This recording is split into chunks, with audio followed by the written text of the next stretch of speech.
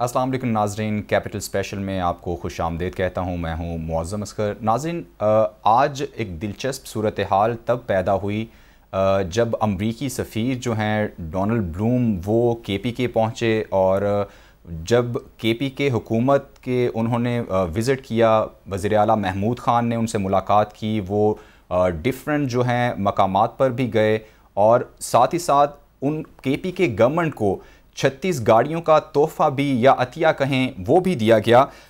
वैसे तो normally practices ऐसे ही होती हैं कि आप रियासतें या स्टेट्स जो होती हैं वो स्टेट्स के साथ मामलात करती हैं, लेकिन यहाँ दिलचस्प सूरत हाल इस वजह से पैदा हुई कि जो KPK में जिनकी गवर्नमेंट है, चेयरमैन PTI इमरान खान, साबिक वज़ीर आज़म इमरान खान जो हैं, वो एक हाथ में जो उनके अलम जो उन्होंने उठाया हुआ है वो ये है कि अमरीकी ग़ुलामी नामंजूर, साथ ही साथ वो एब्सोल्युटली नॉट का जो अलम है वो भी बुलंद करते हैं। और जो रजीम चेंज, खुसूसन जो सबसे बड़ा इल्ज़ाम है, जो रजीम चेंज हुई पाकिस्तान में जो कि आईन व कानून के मुताबिक अदम एतमाद के नतीजे में हुई, उसे समझते हैं कि ये अमरीकी आशीर्वाद की वजह से, बल्कि अमरीका के कहने पर ये हुई। तो ऐसे में कुछ अर्सा पहले जिनको गिराया गया, उन्हीं के जो चेयरमैन PTI, उन्हीं की पार्टी जब खैबर पख्तूनख्वा में वो बरसरे इक़्तिदार हैं, वही अमेरिका के साथ बातचीत कर रहे हैं, लेकिन जो बयानिया है वो अभी तक वही है कि अमरीकी ग़ुलामी नामंजूर, ये सारे लोग जो हैं ये अमरीकी साजिश के नतीजे में जो हैं हम पर मुसल्लत किए गए, इमरान खान की हुकूमत अमरीकी साजिश के नतीजे में गई। तो इस सब की ये क्या वजह है? एक ही वक्त में दो प्ले कार्ड्स कैसे उठाए जा सकते हैं जिसमें एक तरफ एब्सोल्युटली नॉट लिखा हुआ है तो दूसरी तरफ एब्सोल्युटली यस लिखा हुआ है और साथ ही साथ उठा के चल रहे हैं? ये सूरत हाल है। तो इसे आज डिस्कस करेंगे कि ये कैसे हो जाता है, किस तरह ये मुमकिन है। क्या इमरान खान ये समझ चुके हैं कि उनसे गलती हुई थी, वो अपनी गलतियों को सुधारने की तरफ चले गए हैं, या फिर ये एक सियासी जो स्टंट कह लें या सियासी जो एक स्लोगन कह लें उसके तौर पर ही ये चलाया जा रहा था? इसी हवाले से बात करेंगे। आज पैनल में मेरे साथ मौजूद हैं पीपल्स पार्टी से सैयद अखुनज़ादा चट्टान साहब और PTI से शौकत बसरा साहब हमारे साथ मौजूद होंगे। ब्रिगेडियर लियाकत अली तूर साहब भी इस डिस्कशन में हमारे साथ मौजूद होंगे, सीनियर तजियाकार हैं। अखुनज़ादा साहब, आप कैसे देखते हैं? सबसे पहले तो मैं ये पूछना चाहूँगा कि एक तरफ इमरान खान की जानिब से ये जो नारे लगाए जा रहे हैं कि अमरीकी ग़ुलामी नामंजूर और साथ ही साथ वो एब्सोल्युटली नॉट को भी कैश करवा रहे हैं, दूसरी तरफ KPK गवर्नमेंट का अमरीकी सफ़ीर से इस तरह मिलना और अतियात कबूल करना। बिस्मिल्लाहिर्रहमानिर्रहीम। देखिए जी, इमरान खान एक सेटिस्फाइड झूठा बंदा है और उन्होंने अभी तक जितनी भी स्लोगन लिए है वो सबसे यू टर्न लिया है। ये पहले भी एक बार आपको याद होगा जहां पे अवामी नेशनल पार्टी और पाकिस्तान पीपल्स पार्टी का हुकूमत तो ये पेशावर में आया था और उन्होंने धरना दिया था कि मैं नेटो कॉन्वॉय को नहीं छोड़ूंगा। लेकिन फिर जब ये इक़्तिदार में आ गया तो वही नेटो कॉन्वॉय थे जो पुख्तनख्वा से जा रही थी और ये एक दिन के लिए भी उन्होंने इस पे न पाबंदी लगाई और न उसको रोकी। और इन्होंने माजी में भी जितने वादे किए और दावे किए, चाहे वो करप्शन का दावा किया था कि मैं करप्शन को खत्म करूंगा, तो करप्शन को 140% पे पहुंचा दिया 117 से। अगर इन्होंने वादा किया था कि मैं ये PM हाउस जो है इनसे मैं यूनिवर्सिटी बना रहा हूँ, गवर्नर हाउसों को गिरा दूंगा, प्रोटोकॉल नहीं लूंगा। कनाडा का वजीर आजम तो साइकिल पे आता जाता है, फिर वो ये खुद हेलीकॉप्टर में आते जाते थे। तो ये एक सेटिस्फाइड झूठा बंदा है और ये अवाम के जज्बात पे सियासत करते हैं। ये न मुल्क के सोचते हैं, न रियासत के सोचते हैं, न रियासत हमारे साथ मौजूद हैं, उनसे जान लेते हैं कि क्या स्ट्रेटजी अपनाई जा रही है अभी PTI की जानिब से। बसरा साहब, एक तरफ एब्सोल्युटली नॉट है तो दूसरी तरफ एब्सोल्युटली यस भी साथ ही साथ कहा जा रहा है। क्या PTI को ये समझ आ गई है कि वो गलती पर थे, अब वो गलती सुधारने की कोशिश कर रहे हैं, अमेरिका के साथ ताल्लुकात बेहतर करने की कोशिश कर रहे हैं?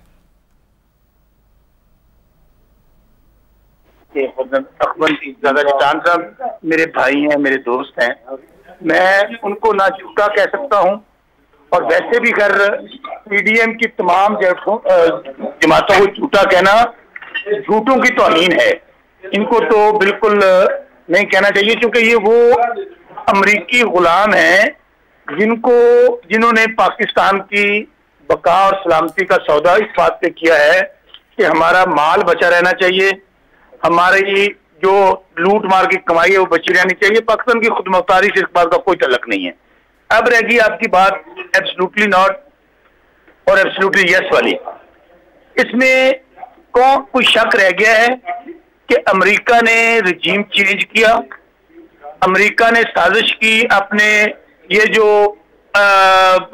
मीर जाफर और मीर सादिक हैं पाकिस्तान में, जो उनके पे रोल पे हैं, उनके जरिए और उनके जरिए रजीम, और उसको ना सिर्फ ये कि इंडोर्स किया, आपकी सलामती काउंसिल ने इंडोर्स किया। और मुझे अभी तक याद है कि बिलावल साहब ने फरमाया था कि ये लेटर तो लिखा गया है वजारत खारजा के अंदर, मियां शहबाज शरीफ साहब ने कहा ऐसा लेटर साबित हो जाए मैं रिजाइन कर दूंगा। बसरा साहब, मेरे भाई सारे मामलात जो है हमने देखे भी, ये सारी एपिसोड देखी, और पाकिस्तान की जो सिक्योरिटीज़ हैं, सिक्योरिटी इदारे हैं, एजेंसीज ने बरमला ये कहा कि इस तरह की किसी तरह के शवाहिद नहीं मिले। चलें, आप तो फिर भी मुतमईन हैं, आप अभी भी यही कह रहे हैं कि ये तस्दीक शुदा बात है। आपकी बात मानकर ही मैं सवाल कर रहा हूं कि एक तरफ आप कह रहे हैं कि आपकी हुकूमत को गिराने वाले वही हैं, तो दूसरी तरफ आप उनसे ही जो है मेल मुलाकातें करें, इवन अतियात भी वसूल कर रहे हैं उन्हीं से। ऐसा क्यों कर रहे हैं आप लोग? अगर मेरी बात मुकम्मल हो जाती तो आपको सवाल की जरूरत नहीं पड़नी थी। पहले तो ये स्टैब्लिश कर लें, साजिश हुई, मुदाखलत हुई, और फिर हमने गोरों से आजादी यूके से ली थी, अमेरिका के गुलाम हो गए, ये बात साबित शुदा, आप भी मान गए, सब मान गए। अब आगे चलते हैं। क्या हमारे अमेरिका के साथ स्वार्थी तल्लुकात खत्म हो गए? हम ये नहीं कहते कि हमें अमेरिका के साथ तल्लुकात नहीं रखनी चाहिए, लेकिन हम ये कहते हैं हमें गुलामी नहीं कबूल करनी चाहिए, हमें गुलामी की जंजीरें तोड़नी होंगी। हम उनके कोई पे रोल पे नहीं है। अगर वहां पे मुलाकात की है तो हमने कौन सा कुछ साजिश के जरिए मुलाकात की है? एक कंट्री टू कंट्री वो मुआहदे हैं जिसके ताबे मुलाकातें होती हैं। तो मेरे बताइए, इसको आप कल से मैं देख रहा हूं सोशल मीडिया पे, ट्विटर पे, कि जी वो एब्सोल्युटली नॉट और एब्सोल्युटली यस। आप बता देंगे अगर कि अमेरिका के साथ हमारे स्वार्थी तल्लुकात खत्म हो गए तो हमारे चीफ मिनिस्टर ना मिलते उनको। अगर चीफ मिनिस्टर मिले हैं तो वो अखलाकी बार नहीं आता। चेयरमैन पीटीआई साबिक वजीर आजम हैं, अगर सिफारती ताल्लुकात उनसे बहाल हैं और उनकी ही अपनी ही गवर्नमेंट जो है केपीके में वो उनसे मुलाकातें भी कर रही है, तो एक तरफ आप उन्हें जो है रगेदे भी जा रहे हैं, उन पर तनकीद भी किए जा रहे हैं, तो फिर अखलाकी तौर पर आपको भी ये समझना नहीं चाहिए कि सिफारती ताल्लुकात हैं किसी मुल्क के साथ, या किसी मुल्क को डायरेक्टली इस तरह ब्लेम नहीं किया जाना चाहिए? तो डिफरेंशिएट कर, यही मसला है हमारा। हम गुलामी और आजादी का फर्क नहीं समझ पा रहे। हम कोई अमेरिका के गुलाम नहीं हैं।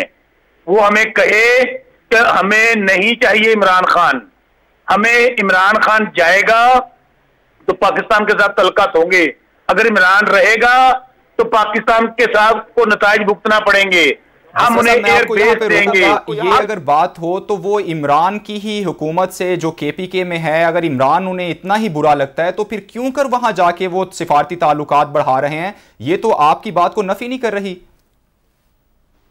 असल में प्रॉब्लम हमारा ये है, हमारे एंकर हजरात थोड़ा सा जरा कुछ, अगर मेहमान को बुलाते हैं ना, आप मेहमान भी बन जाते हैं, आप एंकर भी बन जाते हैं। मेहरबानी ये करें कि आप एंकर रहें, मुझे बात करने दें। जब मेरी बात पूरी हो जाए, आपको आप लोगों को भी ट्रेनिंग की जरूरत है, वो लेनी चाहिए आप लोगों को। मुझे बात मुकम्मल करने दीजिए। मुझे आपसे भी कुछ सीखना चाह रहे हैं, आप क्या जवाब देते हैं वो पता चले कि हम भी सीखना चाह रहे हैं ना कि ये किस तरह ऐसा होता है कि एब्सोल्युटली नॉट भी otherwise I will drop the line. अगर आपने पीडीएम के तहादियों के मेरे से सवाल पूछने हैं तो I will drop the line. मुझे आपने सवाल कर लिया, मुझे जवाब लें मेरे से। जी आप जवाब दें, जवाब लें। मैंने आपको पहले भी अर्ज किया है कि हमारे तल्लुकात, हमने नहीं कहा कि अमेरिका के साथ तल्लुकात नहीं होने चाहिए, हमने नहीं कहा कि अमेरिका के साथ हमारे पाकिस्तान के तल्लुकात खत्म हो जाएं। हमारा मौक़िफ़ ये है कि गुलामी नहीं हमने कबूल करनी, हमने डिक्टेशन नहीं लेनी। वो एक कंट्री टू कंट्री एक मुलाकात हुई है, वो मुझे बताइए, क्या हमने रशिया के साथ तल्लुकात खत्म कर दिए? क्या हमने इंडिया के साथ जो बदतरीन दुश्मन है हमारे तल्लुकात खत्म हो गए? नो। हम ये कहते हैं कि पाकिस्तान एक खुद मुख्तार मुल्क है, पाकिस्तान एक खुद मुख्तार रियासत है। हमारे अपने मामलात होने चाहिए जो किसी मुल्क के लिए नहीं होने चाहिए। कि वो जो हुक्म करे हम उस आका को कबूल करें, इसलिए फर्क को वाजे कर लें। ठीक है, आपका गवर्नमेंट टू गवर्नमेंट मुलाकात है, ये मैं पूछ लेता हूँ। अखुंज़ादा साहब हमारे साथ ही मौजूद हैं। चट्टान साहब, बसरा साहब की आपने गुफ्तगू सुनी होगी, वो तो वाज़े तौर पे कह रहे हैं इमरान खान के अलावा जो है वो सारे ही अमरीकी डिक्टेशन पर चल रहे हैं। क्या क्या डिक्टेशंस आपको आ रही हैं और क्यों चल रहे हैं आप अमरीकी डिक्टेशंस पे? हमारा डिक्टेशन तो ये है कि हमने 24 घंटे के अंदर अंदर शहबाज एयरबेस और शम्सी एयरबेस उनसे खाली कर दिया। हमारे जो प्राइम मिनिस्टर साहब असेंबली में खड़े हुए और उन्होंने कहा कि मुझे शहबाज एयरबेस और शम्सी एयरबेस 24 घंटे के अंदर अंदर खाली चाहिए और हमने खाली करवाया।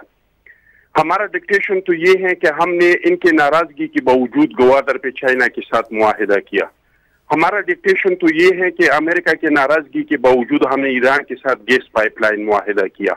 हमारा डिक्टेशन तो ये है कि हमने 9 महीने तक तारीख में आप उठा के देख ली, दुनिया में कभी अमेरिकन नेशन ने किसी कौम से माफी नहीं मांगी है, किसी कंट्री से माफी नहीं मांगी है। इवन के नागासाकी और हिरोशिमा में उन्होंने जो जुल्म किया था इस पे अफसोस का इजहार किया है, लेकिन माफी नहीं मांगी है। पहले बार हमारी हुकूमत ने उन्होंने पाकिस्तान से माफी मांगी। आप आ जाते हैं इसके डिक्टेशन पे। 7 साल तक इनके घर का किराया, इमरान खान के घर का किराया ये अमेरिकन ने दिया है। 53 मल्टीनेशनल कंपनियां जिसमें ज्यादातर इजराइल, अमेरिका और इंडिया की कंपनियां हैं, उन्होंने फंडिंग इमरान खान को किया है। 34 गैर मुल्की जिसमें इजरायली शहरी, जिसमें इंडियन शहरी, जिसमें अमेरिकन शहरी शामिल है, इन्होंने पार्टी फंडिंग इनको किया है। इनके बच्चे, इसका पासपोर्ट आप कभी इन्वेस्टिगेशन जर्नलिस्ट है, आप निकाल के देख ले कि इनके बच्चों का इजराइल का अपने माँ के साथ कितने विजिट हो चुके हैं। इमरान खान वो लीडर है पाकिस्तान का वाहिद जो एक पाकिस्तानी के खिलाफ एक यहूदी के लिए लंदन में मेयर के इंतखाब में उन्होंने कैंपेन किया था। आप मुझे ये बताएं कि हम डिक्टेशन पे हुई और ये डिक्टेशन पे नहीं हुआ। कल परसों ये अमेरिका के खिलाफ कह रहे थे कि मेरे खिलाफ साजिश हुआ है। तो अगर किसी ने आपके खिलाफ साजिश किया है तो आप न तो कोई वजीर खारजा है, आपके तो एक सूबे पे हुकूमत है, और दिया क्या है 34-35 एम्बुलेंस, इसके लिए आप सब्र नहीं कर सके और वो आपने ले लिया। तो ये इस तरह के नैरेटिव्स बनाते हैं, कभी मदीने की रियासत का नैरेटिव बनाते हैं, फिर इसके अमाल और देख ले कि ये लोग करते क्या है। कभी ये नैरेटिव बनाते हैं करप्शन के खिलाफ, फिर इनके करप्शन के हालात देखे, वो तो किसी आ रही है ना, गूगी की किसी आ रही है कि गूगी ने पंजाब में क्या किया है और किस तरीके से किया है। अभी फिर से पंजाब में एक और गुजदार बिठाया है, ये अदालती वजीर आला जो है, इस बेचारे के पास भी कोई इख्तियारात नहीं है। अब दोबारा से करप्शन का गेम पंजाब में शुरू कर दिया। तो ये सेटिस्फाइड झूठे लोग हैं, ये बाहर मुल्क के एजेंट हैं। जो काम इन लोगों में होता है बार बार वही कहते हैं कि ये इन लोगों में है। ये आपने वो मकसूद चपलासी, अब इनके 2 चपलासी निकले, एक रफीक चपलासी निकला, एक और चपलासी निकला। जो काम ये खुद करते हैं इसका इतना वावेला करते हैं कि मेरी तरफ किसी की नजरें न जाए और मैं इल्जाम दूसरे पे साबित करूं और मैं इतना बार बार झूठ बोलो। भाई अगर हम गुलामी करते तो हमने तो इतनी हथियार इसके खिलाफ, अमेरिका के खिलाफ के बावजूद शुरू काम किया। नवाज शरीफ ने धमाकी की। मुझे ये बताए कि एक काम मुझे ये बताए कि उन्होंने अमेरिकन मफादात के खिलाफ किया है। अमेरिकन मफादात इस रीजन में क्या है? बसरा साहब से बसरा साहब ये तो बताइए, जैसे चट्टान साहब सवाल कर रहे हैं कि कौन कौन से ऐसी डिक्टेशंस हैं जो आप समझते हैं अमेरिका की डिक्टेशंस पे ये लोग चलते हैं, और क्या इमरान खान के अलावा आप समझते हैं कि बाकी सारे सियासतदान जो मुल्क में हैं वो गुलामी पसंद करते हैं और वो गुलाम रह के ही रह रहे हैं और डिक्टेशंस पे ही चल रहे हैं? एक अब कुछ शुबा तो नहीं रह गया कि हर किसी ने, तमाम सलामती कौंसिल ने इसको इंडोर्स किया और उस साइफर के मुतल्लिक ये फैसला किया कि हमें सख्त जवाब देना चाहिए अमेरिका को, और दिया गया। उसके बाद किसी ने उसको मुदाखलत कहा, किसी ने उसको कहा कि नहीं जी वो थ्रेट थी। हमने क्या किया? हमने जो पाकिस्तान की आला तरीन अदालत है सुप्रीम कोर्ट, उसके अंदर प्रेसिडेंट ऑफ पाकिस्तान जो आर्म्ड फोर्सेस के उस हेड करते हैं, उन्होंने एक लेटर लिखा कि आप एक ट्रिब्यूनल बनाएं, एक जुडिशियल कमीशन बनाएं और उसकी फेयर एंड फ्री इंक्वायरी करके कौम के सामने रख दें। दूसरा लेटर किसने लिखा? स्पीकर नेशनल असेंबली ने। लेकिन आप मुझे बताइए कि छोटी छोटी बातों भैया कमीशन बनता क्यों नहीं बनाया गया? तो अगर ये गुलाम ना होते, जो हम कहते हैं कि हम गुलाम नहीं है, तो मेरे भाई आज आपने पाकिस्तान का 3 महीने में बेड़ा गर्क कर दिया है इन गुलामों ने। आज मैं फैसलाबाद में बैठा हूं, टोटल 15 यूनिट का बिल है, जो 15 यूनिट जले हैं। मेरे दोस्त के, मेरे पास जहीर कसर साहब बैठे हैं, उन्होंने कहा जी मेरा मुलाजिम है, उसके 15 यूनिट जले हैं। बिल कितना आ रहा है उसका? 9,500। कोई शर्म होती है, कोई हया होती है? 15 यूनिट का बिल 9,500। बिजली देख लें, पेट्रोल देख लें, डीजल देख, ये एजेंडा अमेरिकन एजेंडा नहीं तो और क्या है? अच्छा, इन लोगों ने महंगाई के खिलाफ मार, अमेरिकन एजेंडे पे ही सारा काम हो रहा है, ये रजीम चेंज भी उन्होंने किया, तो आपके बकौल जो मोहरे हैं उनसे तो बात करने के लिए आप तैयार ही नहीं हैं, जो सियासतदान हैं जिनको आप मोहरा कहते हैं, जिनको कठपुतली कह रहे हैं, लेकिन जिसने रजीम चेंज करवाई उससे मेल मुलाकातें भी हैं, सिफारती ताल्लुकात का भी ख्याल रख रहे हैं, तो ये भी दोहरा मेयार नहीं है? क्योंकि जो मोहरे हैं उनसे तो आप बात करने के लिए तैयार भी नहीं है। नो तैयार है।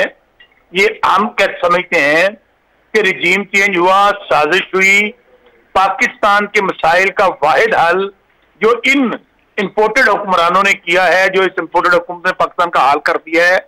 पाकिस्तान अमली तौर पर दिवालिया हो चुका है। जितने इंटरनेशनल इदारे हैं उन्होंने कह दिया आपको कि आप दिवालिया हो चुके हैं। अब इसका हल क्या है? Fair and free election. आज जो वजीर आजम है और ये जो भानुमती का कुनबा इकट्ठा हुआ है, 14 पार्टियां, ये ऐलान करें कि हम इलेक्शन करवाते हैं, हम इनके साथ बैठने को तैयार है, हमें डेट दें और फेयर एंड फ्री इलेक्शन हो जाए। अभी आज 15 दिन पहले आप देखें ना, अल्लाह की ताकत सबसे बड़ी ताकत है, अल्लाह हक है। तमाम जमातें इकट्ठी थी, तमाम फोर्सेज इकट्ठी थी, लोगों ने इनके कैंपों से पर्चियां ली, इनकी गाड़ियों पर आए, इनके खाने खाए, मोर रजा के बल्ले दे लाई। उसकी वजह से दुनिया की तमाम ताकतें अपनी जगह, पाकिस्तान की तमाम ताकतें अपनी जगह। वो कहते हैं ना पाकिस्तान का मतलब क्या? ला इलाहा इल्लल्लाह, अल्लाह की एक ताकत है। तो आज भी पाकिस्तान के मसाइल का वाहिद हल, ये इंपोर्टेड हुक्मरान पाकिस्तान के मसाइल को हल नहीं कर सकते। और अल्लाह ना करे जिस तरह महंगाई बढ़ रही है, बेरोजगारी बढ़ रही है, मैं आपको बात बता दूं, अगर गरीब के बच्चे भूखे मरेंगे ना, अगर गरीब के बच्चे को 2 वक्त की रोटी नहीं मिलेगी, गरीब के बच्चे को दवाई नहीं मिलेगी, तो चट्टान साहब गल जेन च रखना, घर तुहाडे ते मेरे महफूज भी नहीं रहने। गरीब की चौपड़ी सड़ेगी तो बादशाहां दे घर जेडे ना पहला सड़नगे। फ्री एंड फेयर इलेक्शन हो। चट्टान साहब, आप लोग क्यों नहीं चाह रहे कि इलेक्शंस हो जाएं और फ्री एंड फेयर इलेक्शन करवा दिए जाएं? आप जैसे इतना दबाव डाला जा रहा है, इतनी ज़्यादा मुतालबात किए जा रहे हैं, आप भी जान छुड़ाएं। आपके पास अब तो विफाक में ही या सिंध में आपके पास गवर्नमेंट है, तो इलेक्शन पे जाएं, let the people of Pakistan decide कि कौन रूल करेगा। क्यों आप लोग इतना लिंगर ऑन कर रहे हैं? देखिए जी, अगर ये इलेक्शन के इतने शौकीन थे तो हमने तो इसको बार बार कहा था कि असेंबलियां तोड़ो और नया इलेक्शन करो। हम जो कराची से निकले थे, एक एक दिन हम गिन रहे थे कि अगर हम इस्लामाबाद पहुंच गए और हम आ गए तो आपको निकाल देंगे, तो इससे पहले आप इलेक्शन करें। आप इनसे पूछिए कि आपने क्यों इलेक्शन नहीं किया, आपके पास टाइम था, आपने असेंबलियों के क्यों नहीं तोड़ा। हम जनाब आए हैं इख्तिदार के लिए, हम नहीं आए हैं। हमें पता था कि अगर 1 साल और हम सब्र करेंगे तो ये इमरान बाहर निकलेगा तो जिसके हाथ में जो आएगा उसको मारेगा। लेकिन हम ऐसे हालात में आ गए कि मुल्क बचाने के लिए आए, रियासत बचाने के लिए आए। यानी कितनी शर्म की बात है, कितने ढीठ लोग हैं जो ये कहते हैं कि मईशत तबाह है। क्या 3 महीने में कोई मईशत को तबाह कर सकते हैं? या कोई 3 महीने में मईशत को खड़ा कर सकते हैं? ये मईशत किसने तबाह किया? हमने जब से जितने पाकिस्तान बना है, जितने डिक्टेटर्स आए हैं, जितने टेक्नोक्रेट्स हुकूमतें आई हैं, जितनी जमहूरी हुकूमतें आई हैं, सब ने $22 अरब कर्जा चढ़ाया है पाकिस्तान पे।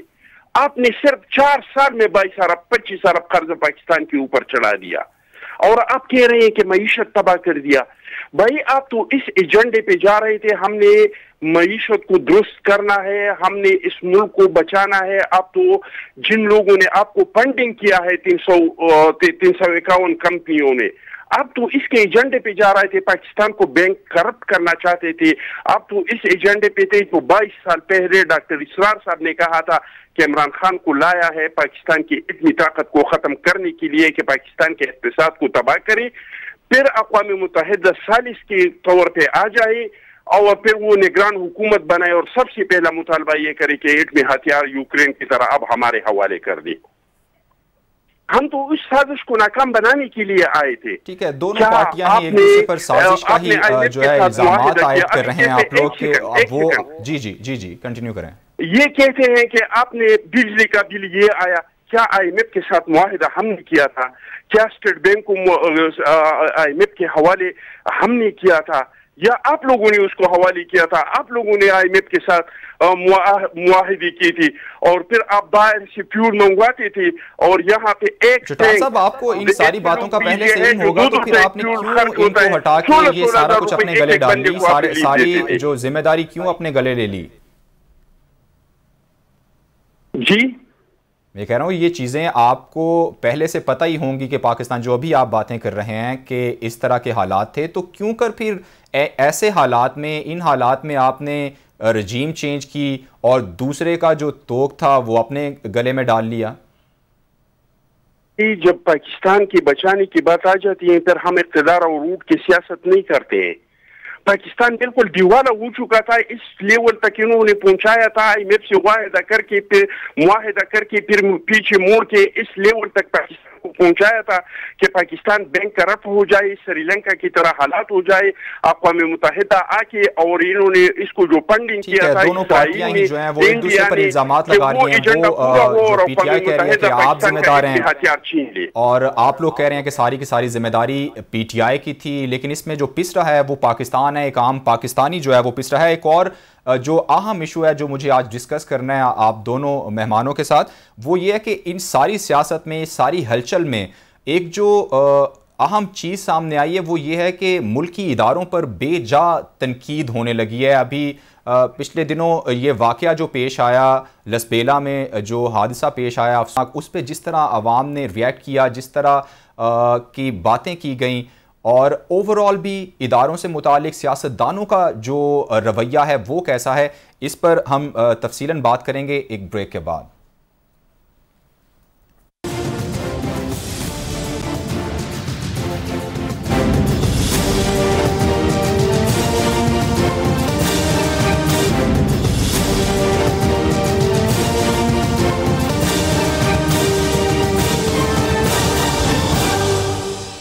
ब्रेक के बाद खुश आमदीद नाज़रीन। इदारों पर जो बढ़ती हुई तनकीद है और बेजा तनकीद, तामीरी जो तनकीद है वो हमेशा ही एक बेहतर तनकीद होती है, लेकिन बेजा तनकीद और सानेहात पर जो कौमी नौइयत के सानेहात हों, हमने देखा कि वहाँ पर भी जो है बेजा तनकीद की गई, तमस्खुर उड़ाने की कोशिश की गई, जो कि कौमी सानेहा भी था।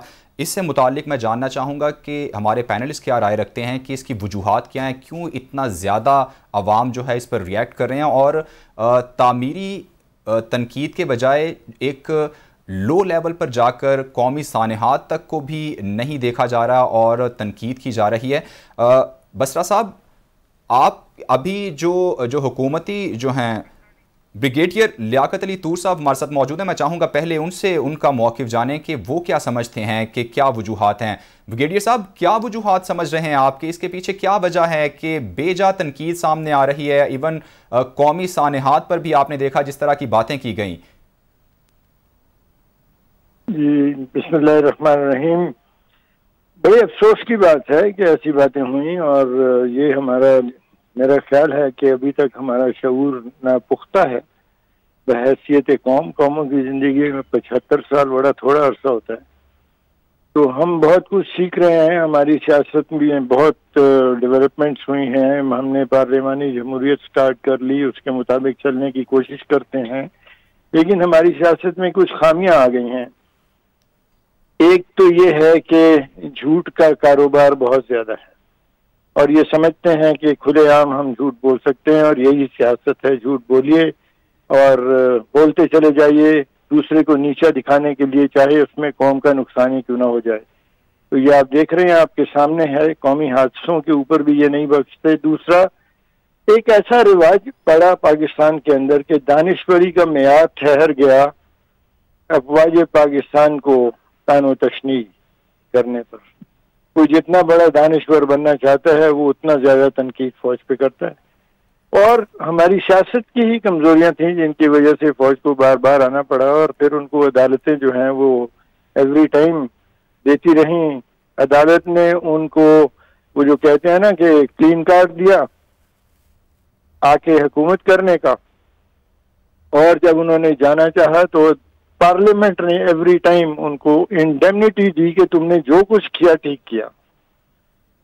तो ये एक कोई किसी अच्छी जमहूरियत में ये चीजें नहीं होती। आप पूरी दुनिया को जो सियासतदानों का जो उमूमी रवैया बन चुका है वही आगे जो उनके चाहने वाले हैं या फिर उनके जो फॉलोअर्स हैं, कारकुनान हैं, इसी वजह से कौम में भी इन जनरल ये रवैया अपनाया जा रहा है कि बेजा तनकीद की जाए।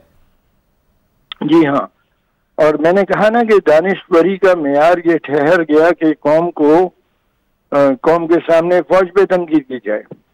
अच्छा, आप फौज पे तनकीद कर लीजिए। यहाँ ही नहीं ठहरे बल्कि हमारे असातिज़ा ने ये बीड़ा उठा लिया ये साबित करने का कि जंग किसी मसले का हल नहीं होती, जंग से कुछ हासिल नहीं होता। और ये है कि कुछ ऐसे लोग थे जो इन्होंने ये कहना शुरू कर दिया कि जी इकोनॉमी सब कुछ होती है, जब इकोनॉमी हो तो फिर आप हर लिहाज से मजबूत हो जाते हैं और कोई आप पे हमले नहीं करता।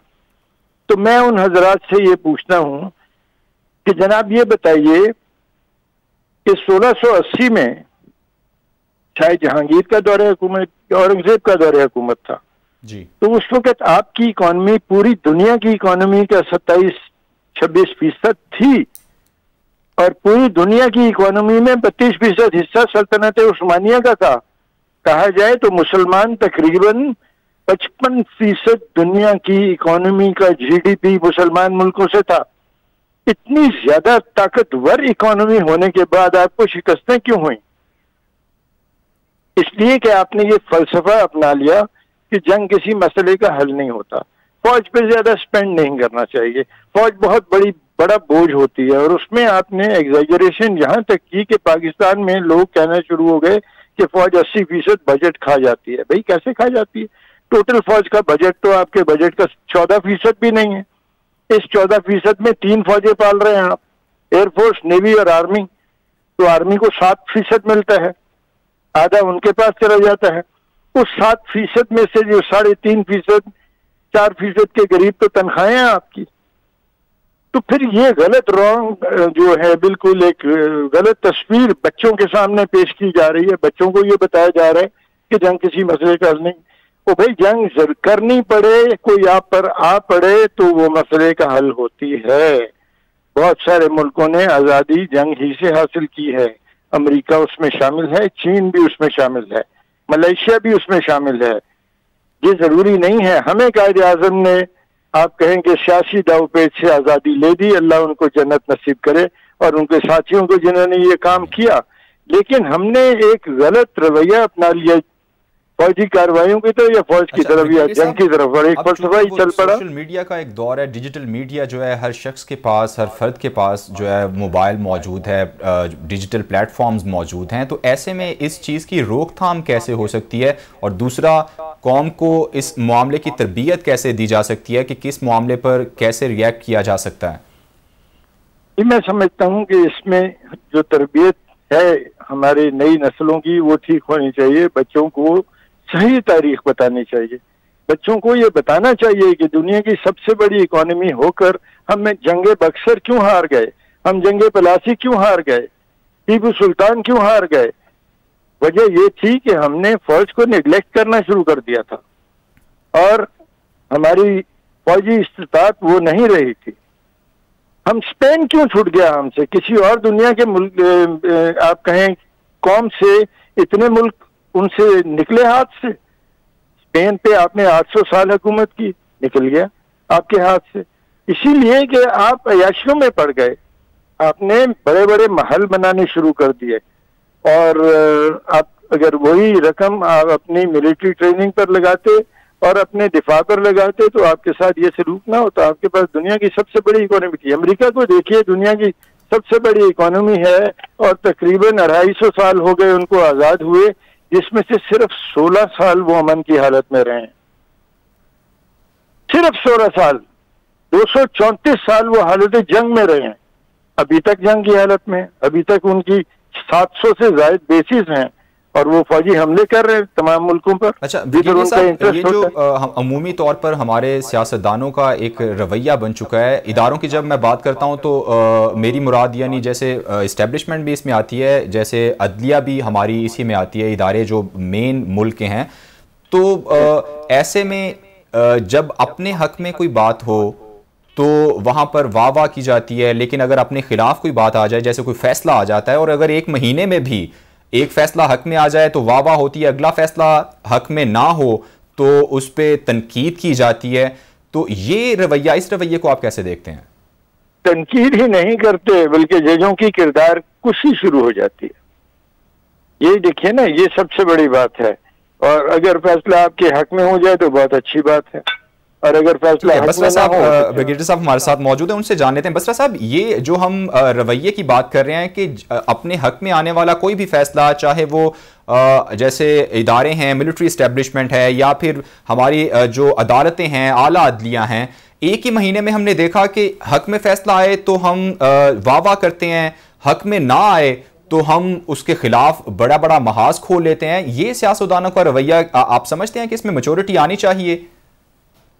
बिल्कुल आनी चाहिए, बिल्कुल काबिल कबूल नहीं है। देखिए, पहली गुजारिश तो यह है, फौज हमारी पाकिस्तान की जो फौज है ये दुनिया की बेहतरीन फौज है, इसमें कतई दो राय नहीं है, और हमें अपनी फौज पे फख्र है। और आज पाकिस्तान जो अल्हम्दुलिल्लाह हम पूरी दुनिया के अंदर सर फख्र से बुलंद करते हैं, इसमें हमारी अफवाज पाकिस्तान, हमारे शहीदों ने जो खून दिया है उसकी वजह से आज अल्हम्दुलिल्लाह पाकिस्तान कायम है, इसमें कतई दो राय नहीं। अब हमें डिफरेंशिएट करना पड़ेगा। देखिए, बात यह है, इसी फौज में जो रोल अदा किया अयूब खान ने, जो किया ज़ियाउल हक ने, जो किया परवेज मुशर्रफ ने, वो एक धब्बा है पाकिस्तान पे। उन लोगों ने एक पाकिस्तान, अगर हम बात अभी इदारों के एहतराम की बात कर रहे हैं, इदारों का एहतराम कौन सिखाता है? इदारों का एहतराम सिखाता है आईने पाकिस्तान।